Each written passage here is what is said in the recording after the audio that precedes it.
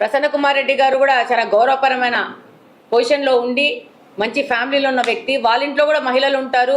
ఈమె కూడా వాళ్ళ కుటుంబంలో వ్యక్తి, వాళ్ళ చుట్టము. ఎన్నికల ముందు కూడా ఆమె గురించి ఇలాంటి విమర్శలే వాళ్ళ బంధువులతో చేయించి ఎన్నికల్లో ఎఫెక్ట్ చేయాలనుకున్నారు. కానీ అది సాధ్యం కాలేదు. మంచి మెజారిటీతో ప్రశాంత్ రెడ్డి గారు గెలిచారు. ఈరోజు ఇలాంటి విమర్శలు చేస్తూ వాళ్ళ స్థాయిని వాళ్ళు దిగజార్చుకుంటున్నారు. ఇది చాలా ఖండించదగిన విషయము. ఒకటే రిక్వెస్ట్ చేస్తున్నాము, మేమైనా కానీ మీరైనా కానీ మహిళల జోలికి పోవడం అనేది చాలా తప్పు. ఇలా మాట్లాడిన వాళ్ళ మీద చట్టపరంగా కూడా చర్యలు తీసుకోవాల్సిన అవసరం ఉంటుంది.